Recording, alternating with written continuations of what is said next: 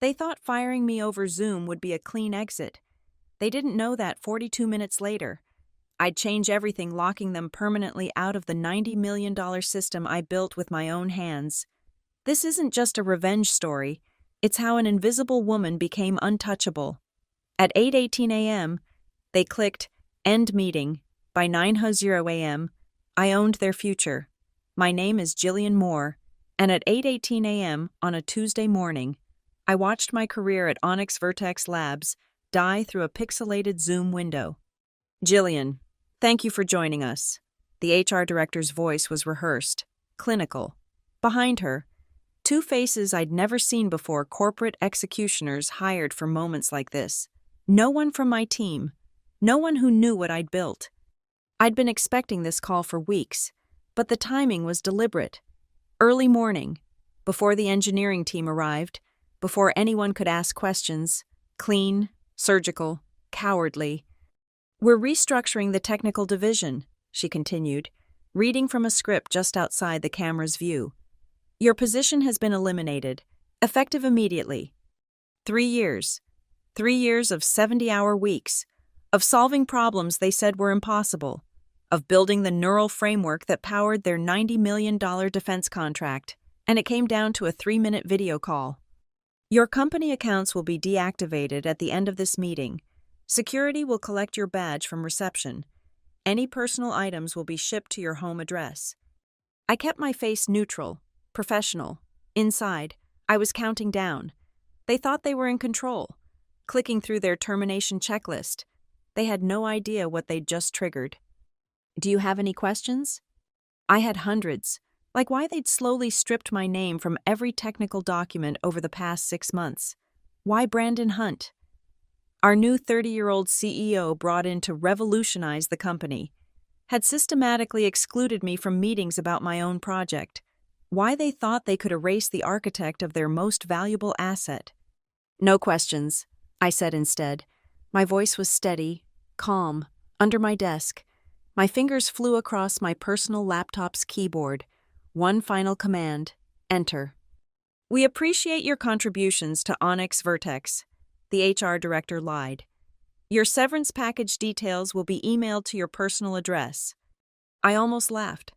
Severance, as if 2 weeks' pay could compensate for what they were stealing. Thank you for the opportunity, I replied, playing the gracious ex-employee. Let them think I was another quiet casualty of corporate restructuring, another invisible woman who'd go silently. The screen went black at exactly 8:21 a.m.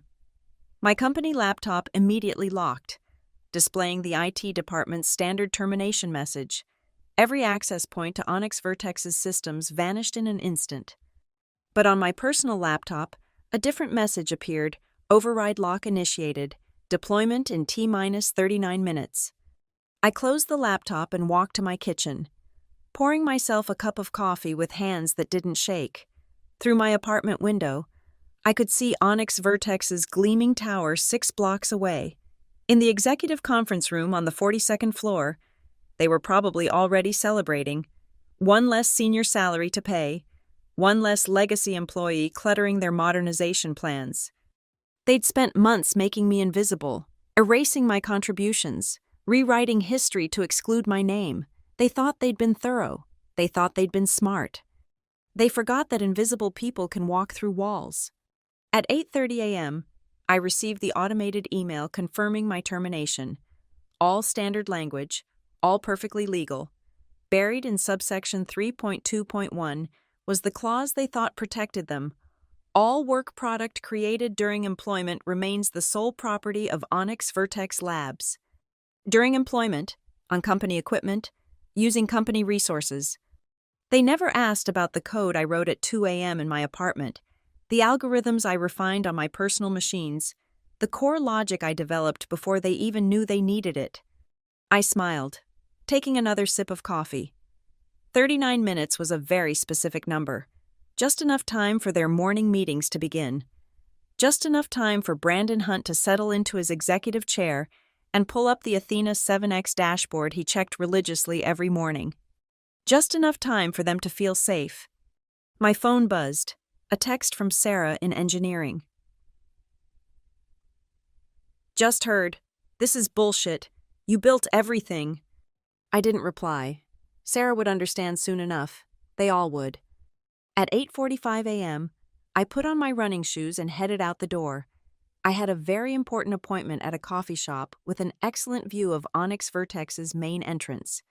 It was time to watch the show. The signs started 12 months ago, subtle as hairline cracks in glass. It was a Thursday when I first noticed my name missing from the Athena 7X technical specification. Not deleted, that would have been too obvious, just absent, where lead architect Gillian Moore should have been. There was simply architecture team, passive voice everywhere. Systems were designed, solutions were implemented, as if the code had written itself. I'd screenshot everything back then, thinking it was just an oversight. Martin from documentation probably forgot to update the credits. These things happened. I sent a friendly reminder. Thanks for catching that, Martin had replied. Legal wants us to use team attributions now. Company policy. Company policy. The first lie is always wrapped in bureaucracy. By month 2, the meeting invitations started changing. The 10 a.m. Tuesday technical review, my meeting, the one I'd run for 2 years, shifted to 9:30. Calendar conflict, they said. I couldn't make the new time. I had a standing vendor call. Within a week, decisions about my own systems were being made without me. We didn't want to bother you, Brandon Hunt explained when I confronted him. He'd been CEO for exactly 3 weeks then, still wearing his consultant smile. You're so valuable in the trenches. We need you coding, not sitting in meetings. I was the only senior engineer who spent more time coding than in meetings. They spun it like a compliment, like they were freeing me to do what I loved. Month 4, my repository access changed from admin to contributor. Security audit, IT explained. Principle of least privilege. Funny how the principle only applied to me. Month 6. They hired Kevin Ashland as technical architecture consultant. Kevin, who called APIs APIs, and once asked me if Python was related to JavaScript. Kevin, who now had admin access to repositories I'd created. I started documenting everything in a different way after that. Not the official documentation that was being sanitized. My name scrubbed from commit messages. My comments reattributed to system administrator. No. I created my own archive. Every design decision, every algorithm, every breakthrough that happened at 3 a.m. when I was solving problems they didn't even know they had. The Athena 7X project was a $90 million defense contract for an autonomous energy management system, the kind of system that could run military installations off-grid indefinitely, the kind of system that required someone to solve the N-body optimization problem for power distribution in real time. I solved it in my apartment, on my own laptop, after Onyx Vertex's servers crashed during a critical development phase. 60 hours straight, fueled by coffee and spite after Brandon suggested maybe we needed to bring in fresh perspectives to meet the deadline. I saved the company, then I saved the proof. You're paranoid, my sister Rebecca said when I told her. Companies don't just steal credit like that. But they do. Slowly, methodically. They create distance between you and your work. They insert layers of abstraction. They make you optional in your own story. Month 8. I wasn't invited to the Department of Defense progress review. We wanted to streamline the presentation, Brandon explained. Too many cooks, you know. I watched from my desk as Kevin Ashland presented my optimization algorithm, stumbling over the mathematics he didn't understand. The DoD loved it. Onyx Vertex got another $30 million in funding. That night, I made my decision. If they were going to erase me, I'd better preserve the evidence. Every line of code, every commit, every timestamp, all backed up to systems they couldn't touch. But I did something else, too. Something they'd never expect from quiet, reliable Gillian Moore. I started reading my employment contract, really reading it, and I found the loophole they'd left, probably because their lawyers never imagined anyone would work the way I did. Clause 7.3.2. Intellectual property created using company resources during scheduled work hours becomes property of Onyx Vertex Labs. Company resources. Scheduled work hours. The core algorithm, the beating heart of Athena 7X, was born at 3:47 a.m. on a Saturday, on my personal laptop, in my living room. I had the Git commits to prove it. I had the timestamps. I had the utility bills showing I was working from home. Month 10. They moved my desk to the annex. Space reorganization. I was now physically invisible too. Month 11. Brandon stopped making eye contact in the hallway. Month 12. The Zoom invitation for an urgent HR matter. They thought they'd been removing me from the system gradually, carefully. They didn't realize I'd been building my own system the entire time, a perfect mirror of everything they thought they owned. I wasn't paranoid. I was prepared. And in exactly 37 minutes, they'd understand the difference. When they started erasing my name, I started writing my own history. Every developer knows the power of version control, that beautiful system that tracks every change, every decision, every moment of creation. Onyx Vertex had their repository. I built my own. It started innocently enough, a private GitHub account under a pseudonym. Just backups, I told myself, just in case their servers crashed again. But as my name disappeared from their records, my shadow repository grew into something more, a complete parallel universe where the truth lived. 3:00 a.m. became my most productive hour, while Onyx Vertex's offices sat empty, while their servers dozed in maintenance mode. I worked, not on their time, not on their equipment, on mine. The breakthrough happened on one of those sleepless nights. The core algorithm that would eventually power Athena 7X, the one they'd claim Kevin Ashland designed, was born on my personal MacBook. I remember the moment perfectly, rain pattering against my apartment windows, cold coffee forgotten beside my keyboard, and suddenly the solution crystallizing in my mind like frost on glass. I filmed myself coding it. Strange maybe, but some instinct whispered document everything. My phone propped against textbooks, recording hours of keystrokes, timestamps visible, my voice narrating the logic as I built it. Personal project, I said to the camera. Exploring optimization patterns for distributed systems. The next day, I brought the concept to work, refined it on company time, yes, integrated it into Onyx Vertex's systems, absolutely, but the seed, the innovation, the spark of genius they'd later value at $90 million, that was mine, created outside their walls, beyond their claim. I wasn't stealing. I was protecting what was already mine. The employment contract became my Bible. I read it until I could recite Clause 7.3.2 in my sleep. I consulted forums, studied case law, even paid a lawyer friend to review it over drinks. Technically, she said, if you can prove independent creation outside company resources, you might have a claim, but you'd need ironclad documentation. Ironclad. I like that word. So I built my fortress of evidence. Every algorithm I developed at home was meticulously logged. Timestamps, screen recordings, Git commits to my private repository hours or days before anything appeared in Onyx Vertex's systems. I even kept utility bills, proving I was home when the commits were made. But the masterstroke, the detail that would later save everything, came from their own arrogance. Brandon loved documentation, not reading it, of course, but having it. Thick reports he could thump on conference tables. We need to show the DoD we're thorough, he'd say, demanding 100-page technical specifications for review. So I gave him what he wanted, buried on page 68 of the March technical report, in a subsection titled Component Attribution and Licensing. I wrote a single paragraph. The core optimization algorithm section 4.3.1 was independently developed by J. Wash Moore outside of Onyx Vertex Labs facilities and working hours, using personal equipment. This component is integrated into the Athena 7X system under a provisional arrangement, pending formal licensing agreement. Dry, technical, the kind of paragraph that makes executive eyes glaze over. Brandon signed it without reading. He always did. I have the scanned copy, his signature bold and confident across the approval page. Legal confirmation that he'd acknowledged my independent work.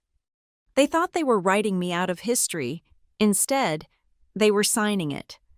The private repository grew, not just code now, but architecture documents, design philosophies, even video tutorials I recorded for personal reference, a complete shadow education system, proof that I didn't just build random components, I understood the whole system in ways Kevin Ashland never could.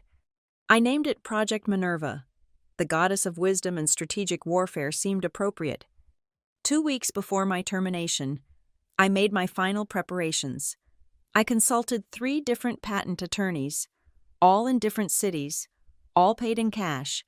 The consensus was clear: if I could prove independent creation and moved fast enough, I could file for patent protection on my core algorithms. The provisional patent application was already written, saved on an encrypted drive, ready to file the moment I was no longer an Onyx Vertex employee, the moment their claim on my work ended. I even practiced the filing process, creating dummy applications to understand the system. Timing would be everything. Too early, and I'd violate my employment terms. Too late, and they might claim first rights. But I had one more card to play, one more piece of evidence they'd handed me themselves. Every time they excluded me from a meeting, every time they forgot to include me in decisions about my own work, they created a paper trail, emails asking why I wasn't consulted, meeting minutes showing technical decisions made without the lead architect present, a documented pattern of deliberately distancing me from the project. Constructive dismissal, my lawyer friend had mentioned, when they make your job impossible to force you out. I wasn't planning to sue. I had something better in mind. On my last night of official employment, though I didn't know it yet, I sat in my apartment reviewing everything: my shadow repository, my patent applications, my evidence folders, my override lock script, tested and ready. They thought they'd been clever, slowly extracting my knowledge while pushing me aside. They didn't realize every step they took was adding evidence to my case. Every slight, every exclusion, every erased credit was another brick in the wall I was building. When the termination call came, I'd be ready. They were erasing me from their history. I was about to rewrite their future. The trap was elegant in its simplicity. No malware, no sabotage, no criminal code, just a script that would execute 2 perfectly legal actions at the moment my corporate access died. I called it Override Lock. Building it took 3 weeks of careful planning. Not the coding that was simple. The challenge was making it bulletproof, inevitable, and completely within my rights. The first component was straightforward: an automated patent filing system. The moment my Onyx Vertex email account was deactivated, the script would detect the authentication failure and trigger a submission to the USPTO. Provisional Patent Application 17-493-221.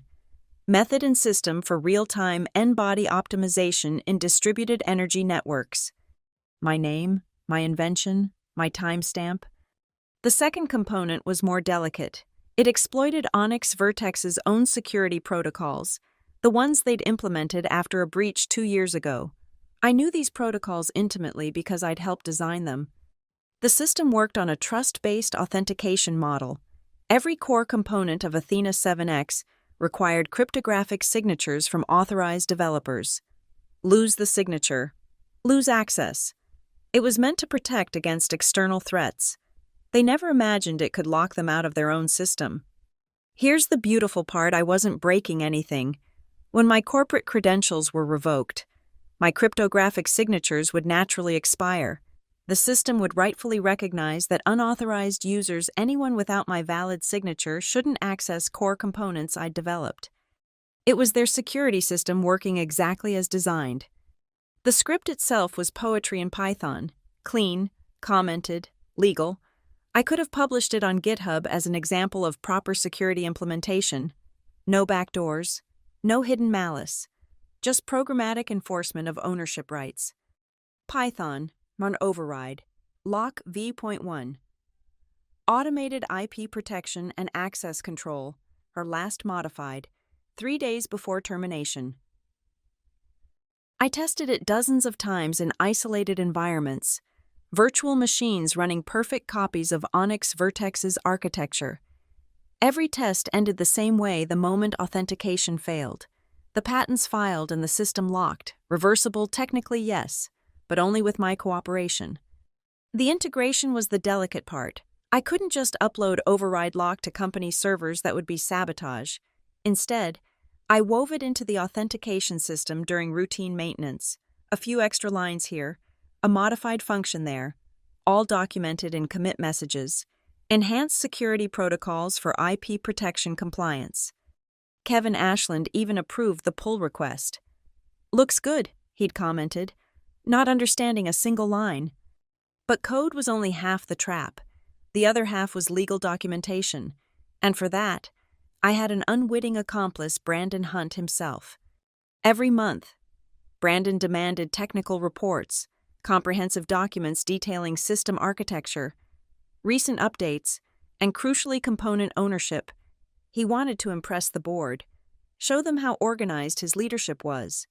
So in my final report, I gave him exactly what he wanted: pages of dense technical documentation that would make any executive's eyes water, and buried within it, like a needle in a highly organized haystack, were the breadcrumbs that would seal their fate. Page 47. Authentication protocols updated to ensure compliance with intellectual property assignments. Page 68.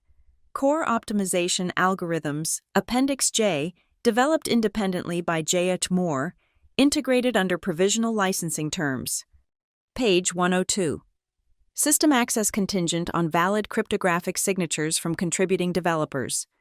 Brandon's signature on that report would become my smoking gun. He'd acknowledged, in writing, that I'd developed key components independently, that access required my valid signatures, that the system operated under provisional licensing. He signed it on a Monday afternoon. Barely glancing at the pages, I watched him from across the office, his Mont Blanc pen skating across the approval page. One signature, $90 million worth of consequences. The final piece fell into place 3 days before my termination. During a routine security update, I pushed the last components of override lock into production. The beauty was that it wouldn't activate until triggered, like a mine waiting for the right pressure. That night, I sat in my apartment and reviewed everything one last time. The script was live but dormant. The patent applications were loaded and ready. The documentation trail was complete. All I needed now was for them to pull the trigger. I actually laughed, sitting there in the dark. They'd spent so much energy pushing me out, never realizing they were pushing me exactly where I needed to be, outside their corporate structure, free from their employment claims, ready to assert my rights. The next morning, I backed up everything one final time. Not to steal, I was careful about that. Only files I'd created independently. Only code I could prove was mine. Let them audit my actions later. They'd find nothing but an engineer protecting her own work. I even sent myself a test email from my personal account to my corporate address. Remember to submit patent applications for personal projects. When investigators later reviewed my emails, they'd find that too. Another sign that I'd always intended to protect my independent work. The trap was set, not with malice, but with precision. Not to destroy, but to preserve what was mine. They'd created a system where my contributions could be erased, where my work could be stolen with a few keystrokes and a signature. I'd simply made sure those same keystrokes would return everything to its rightful owner. Override lock wasn't revenge code. It was justice, automated and waiting. All they had to do was fire me. Monday arrived dressed in false urgency, the way all corporate disasters do. Brandon Hunt swept into the office at 7:45 a.m., earlier than usual. I watched from my desk in the annex as he strode past, Italian leather shoes clicking on marble, carrying the weight of self-importance that only comes from destroying things you don't understand. "Morning meeting in 15, his assistant announced over Slack. "All hands. Major announcement." But first, Brandon needed his numbers. Every morning.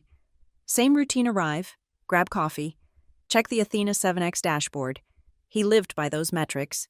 Response times, optimization rates, system efficiency numbers. He could parade before the board without understanding what made them possible. I pulled up my terminal and watched him remotely. Not hacking, I still had legitimate access for another 48 hours. Just observing as he settled into his $3,000 ergonomic chair and opened his executive dashboard. System running at 97.3% efficiency. He'd tell someone on the phone within minutes. We're exceeding DoD benchmarks by 12%. As if he'd written a single line of code. At 8:00 a.m. sharp, the all-hands meeting began. I didn't attend, hadn't been invited to an all-hands in 3 months. But Slack told the story. Exciting restructuring news. Streamlining for efficiency. The corporate euphemisms for destruction. Sarah messaged me privately.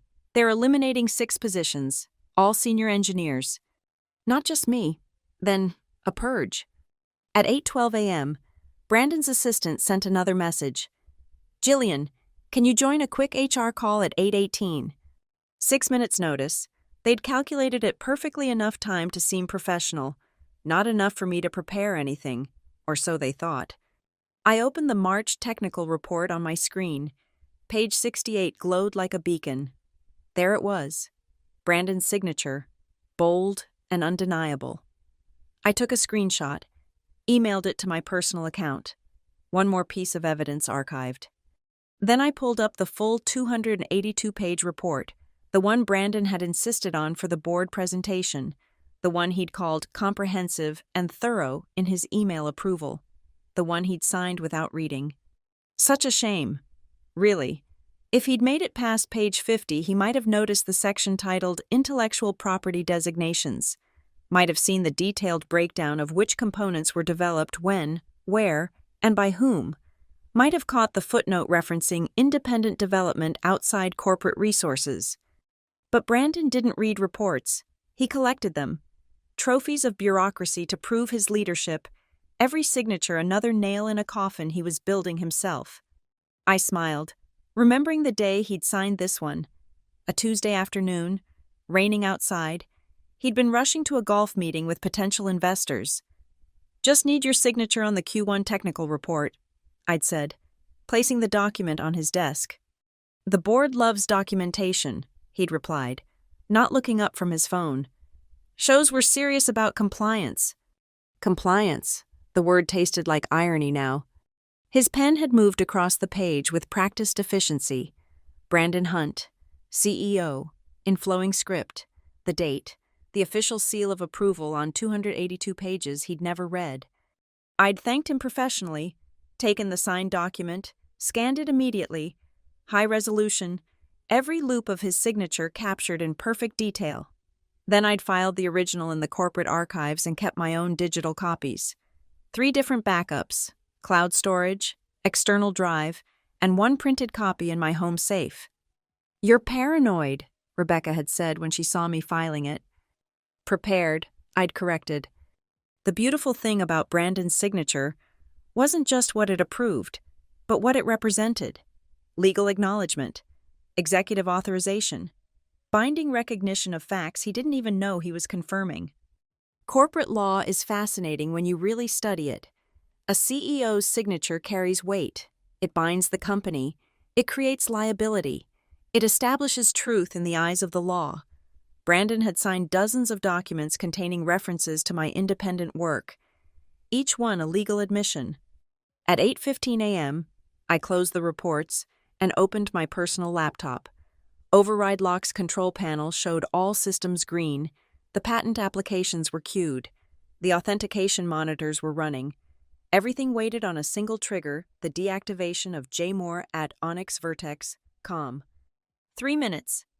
I thought about all the other signatures Brandon had given so freely. The February progress report, where I'd noted core algorithms developed during personal research time. The January compliance document listing third-party components pending licensing agreements. The December technical specification acknowledging provisional integration of independently created optimization methods. A paper trail of admissions, signed and sealed by the man about to destroy my career. He probably thought signatures were just formalities. Corporate theater. The flourish at the end of meetings that meant he could move on to more important things. He never understood that in the world of intellectual property, signatures were weapons. and he'd handed me an arsenal. At 8:17 a.m., I pulled up one last document, an email Brandon had sent to the board 6 months ago, bragging about Athena 7X's revolutionary optimization algorithm. This groundbreaking innovation, he'd written, developed by our technical team, will define Onyx Vertex's future. Our technical team, not Kevin Ashland, not the consultants, our team when it suited him. I forwarded it to my personal email, evidence file number 247. The HR meeting notification blinked on my screen. 1 minute. I looked at the signature on the March report one more time. Clear, undeniable, legally binding. Brandon Hunt had signed his name to the truth without ever reading it, had authorized his own downfall with a Mont Blanc pen and absolute confidence. The board loved documentation. They were about to discover exactly how much. 8:18 a.m. arrived. Time to see if Brandon's signature was worth $90 million. 8:18 a.m. My corporate life ended with a click. 8:19 a.m. override. Lock detected the authentication failure and began its work. I sat in the coffee shop on 5th Street, laptop open, watching years of planning crystallize into 42 minutes of perfect execution. Through the window, Onyx Vertex's tower gleamed in the morning sun, its executives oblivious to the digital storm brewing in their servers. The first phase triggered at 8:21 a.m.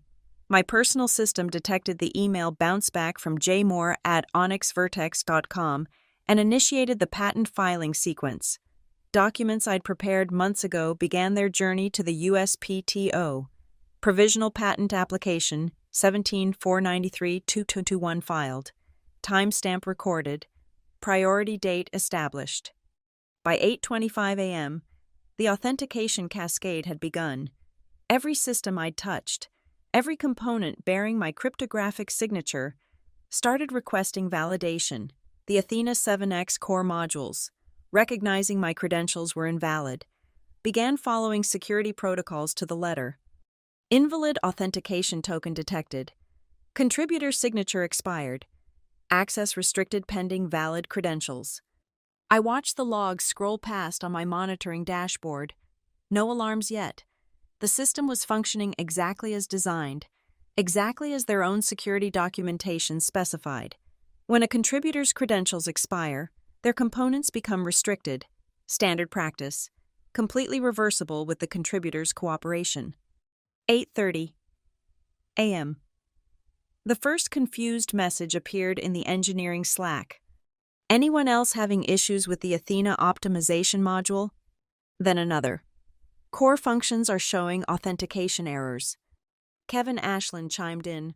Probably a certificate renewal issue. It's looking into it.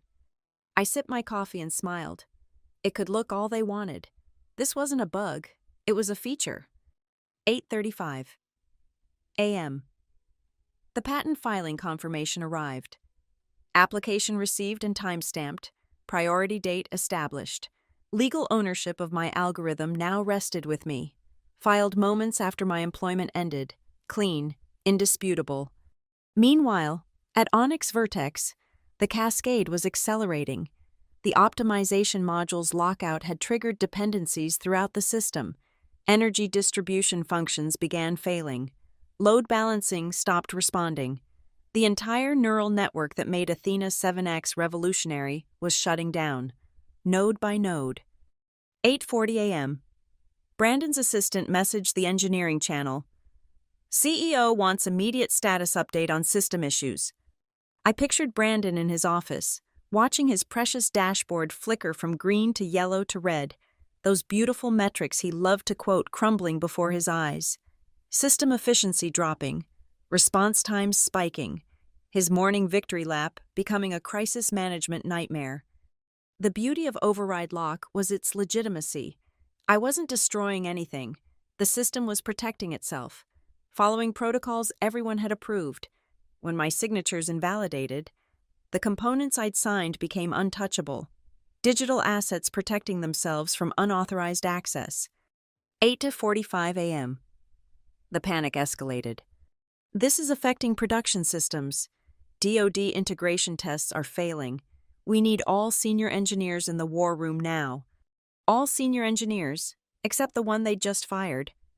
I opened another window and watched as they tried standard recovery procedures. Kevin Ashland attempting to bypass authentication. It trying to restore from backups. Security teams checking for intrusions. All of them missing the fundamental issue: you can't access systems you don't own. 8:50 a.m. My phone rang. Unknown number. I let it go to voicemail. Then another call, this time from Sarah. Jill, the entire system is locked. They're freaking out. Brandon's screaming at everyone. What's happening? Check page 68 of the March technical report, I told her. The answer's been there all along. 8:55 a.m. The scope of the lockout was complete. Every core component, every optimization algorithm, every piece of revolutionary code that made Athena 7X worth $90 million, all protected behind cryptographic walls that recognized only one valid signature: mine. The government systems depending on Athena wouldn't fail. I'd made sure of that. Basic operations would continue, but improvements, modifications, updates, impossible without accessing the core. And the core now belonged to me. My phone buzzed with texts, missed calls piling up. The unknown numbers were probably legal, or maybe Brandon himself, though I doubted he'd lower himself to call a terminated employee directly. 8:58 a.m. An email arrived at my personal account from Onyx Vertex Legal. Ms. Moore, we need to discuss urgent technical matters regarding system access. Please contact us immediately. Urgent, technical, not you're in trouble or cease and desist. They needed me. 8:59 a.m. I pulled up the final confirmation screen. Patent application filed and confirmed. System lockout complete. Authentication protocols functioning as designed. Every component I'd built, every innovation I'd created outside their walls, now properly protected. Through the coffee shop window, I could see people streaming in and out of Onyx Vertex's lobby, some rushing in engineers called from home, others pacing outside, phones pressed to ears, probably explaining to DoD contacts why their morning demonstrations were canceled. 9:00 a.m., game over. I closed my laptop and finished my coffee. 42 minutes from termination to transformation, from disposable employee to indispensable asset, from erased to irreplaceable. My phone rang again. This time I recognized the number: Brandon Hunt's direct line. I smiled and let it ring. Let him taste what invisibility felt like. Let him understand what it meant to be locked out of something you thought you owned. The morning sun climbed higher, warming the coffee shop window. Outside, Onyx Vertex's tower no longer looked imposing. It looked like what it was: a $90 million system held hostage by its own security protocols. They'd wanted me gone. They'd succeeded. They just hadn't considered what would go with me. By 9:15 a.m., my phone had become a symphony of desperation. 17 missed calls, 43 unread messages, each ring more urgent than the last. I finally answered on Brandon's sixth attempt. Jillian, his voice had lost its morning confidence. We need to talk. I'm no longer an Onyx Vertex employee, I reminded him, keeping my tone professional. I believe HR made that clear at 8:18 this morning. A pause. I could hear muffled voices in the background, probably legal coaching him. There seems to be a technical issue with the Athena system. We need your expertise to resolve it. Technical issue. I pulled up the system logs on my laptop.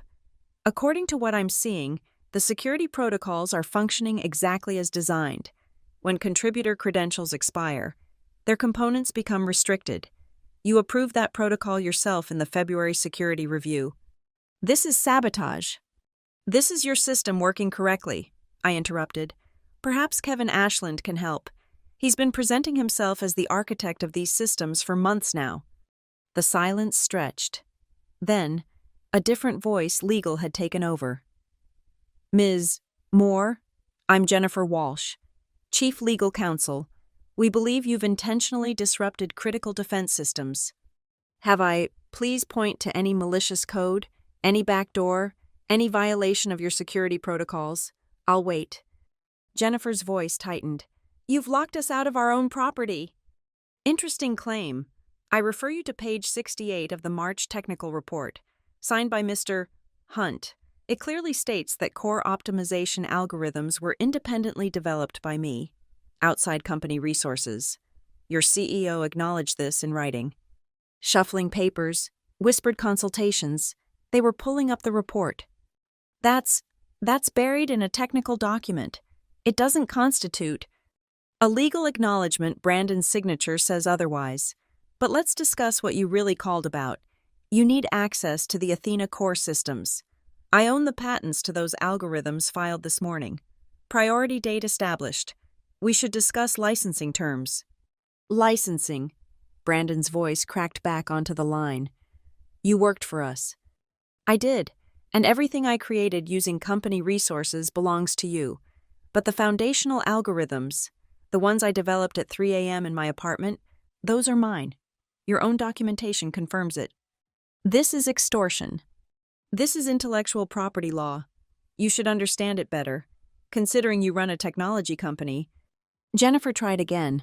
What do you want? Ms. Moore. I smiled, though they couldn't see it.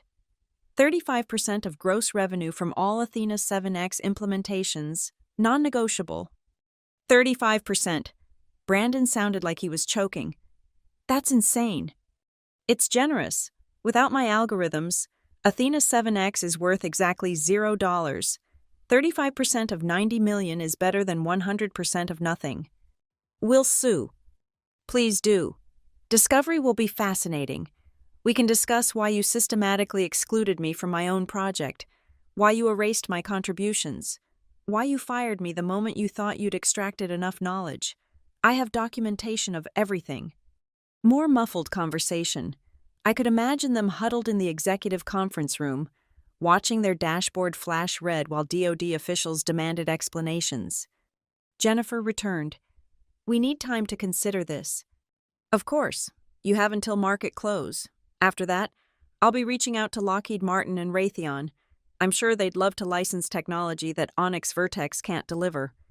You signed non-compete agreements, which prevent me from working for competitors. They don't prevent me from licensing my own patents. Again, you should read your own contracts more carefully. Brandon grabbed the phone again. You planned this. You've been planning this for months. I've been protecting my work since you started stealing it. There's a difference. We made you, this company gave you everything. This company tried to erase me. You thought you could extract my knowledge and discard me quietly. You thought wrong. I heard a door slam. Brandon storming out. Jennifer's voice returned. Calmer, more calculating. Ms. Moore, I'm sure we can reach an agreement, but we need the systems restored immediately. The DoD is threatening to pull our contract. Then you'd better move quickly. My licensing terms are simple 35% gross revenue, recognition as principal architect, and restoration of all erased credits, non-negotiable. We'll need board approval. Then get it. You have 6 hours. I ended the call and immediately blocked Brandon's number. Any further communication would go through lawyers. My phone buzzed instantly. Sarah texting, "The entire engineering floor is in chaos. Kevin's literally crying. What did you do?" "I didn't do anything," I replied. "I just took my ball and went home. Turns out it was the only ball they had." 3 more calls came in from unknown numbers. Legal? Probably.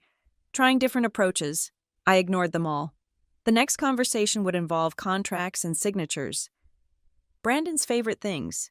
Ironically. At 9:45 a.m., I received an email from Jennifer Walsh. Preliminary terms accepted. Legal team preparing licensing agreement. Please restore system access as a good faith gesture. Good faith, after everything they'd done. Signed agreement first, I replied. Then we discuss implementation. They had no choice, and we all knew it. The DoD wouldn't wait. The board wouldn't accept failure. And Kevin Ashland couldn't code his way out of a paper bag, much less rebuild algorithms he'd never understood. I opened my laptop and looked at the override lock control panel one more time. A single command could restore their access. One line of code to unlock $90 million in government contracts. But first, they'd pay the price for trying to erase me. 35% seemed more than fair for a ghost who held all the keys. The contract arrived at 2:47 p.m., delivered by courier to the coffee shop where I'd spent the morning. Jennifer Walsh had moved mountains to get board approval in under 6 hours. Amazing what desperation could accomplish. I read every line twice. Clean language, no hidden traps. 35% of gross revenue from Athena 7X in perpetuity. Principal architect credit restored on all documentation. My name back where it belonged. At the bottom, Brandon Hunt's signature. Less flourishing this time. Probably the most expensive autograph he'd ever given. I signed my name with steady hands. Jillian A. Moore, in clear black ink. No tremor of triumph, no vindictive smile. This wasn't about revenge anymore. It was about recognition. At 3:00 p.m. exactly, I opened my laptop and typed a single command. Override lock, restore access full permissions, true. 43 minutes later, Jennifer Walsh called. Systems are back online. The DoD is satisfied. Thank you for your cooperation. Just protecting what's mine, I said. I'll expect the first licensing payment within 30 days. Of course. And Ms. Moore. The board would like to discuss a consulting arrangement. Your expertise with Athena. I'll consider it. My rate is $2,500 per hour, 4-hour minimum. She didn't even pause. I'll send the proposal tomorrow. I ended the call and closed my laptop for the last time that day.